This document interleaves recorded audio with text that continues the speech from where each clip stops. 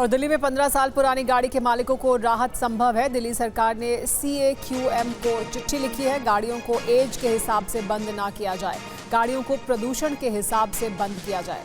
ईंधन ना देने की व्यवस्था तर्कसंगत नहीं है, कहा है दिल्ली सरकार ने। ANPR कैमरों में कई खामियां हैं, ये भी कहा गया है दिल्ली सरकार द्वारा।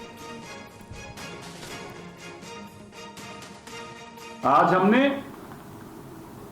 रेस्पेक्टेड चेयरमैन उनको ये जानकारी दी है कि जो ये ANPR कैमरे लगाए थे, CAQM के चेयरमैन साहब को हमने अभी चिट्ठी लिखकर ये जानकारी दी है।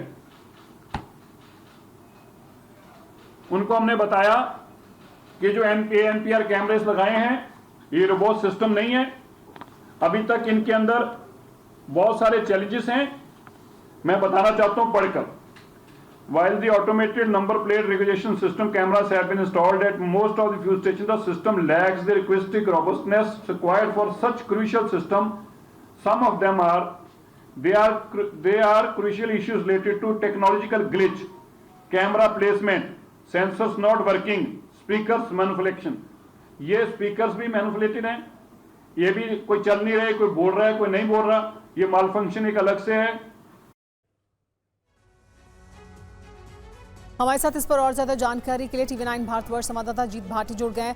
जीत, ये तमाम सवाल लोगों द्वारा उठाए जा रहे थे, ये व्यवस्था लागू करने से पहले इन दिक्कतों के बारे में दिल्ली सरकार ने क्यों बात नहीं किया, इस पर क्यों गौर नहीं किया?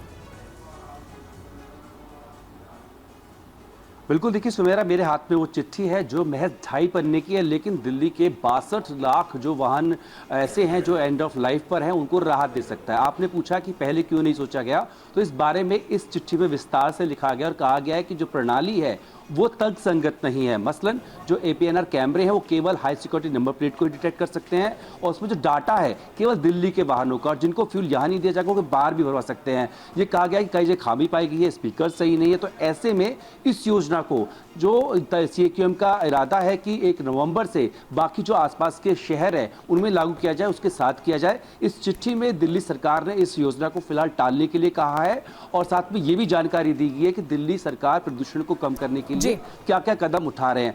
अब इंतजार है कि इसमें CAQM क्या फैसला लेता है। अगर CAQM का इस सिफारिश को मान लेता है तो फिलहाल के लिए अब उम्मीद की जानी चाहिए स्वामी है उनको राहत दिल्ली के लोगों को राहत मिल सकती है, क्योंकि दिल्ली सरकार की तरफ से पहल की गई है चिट्ठी लिखकर। बहुत शुक्रिया।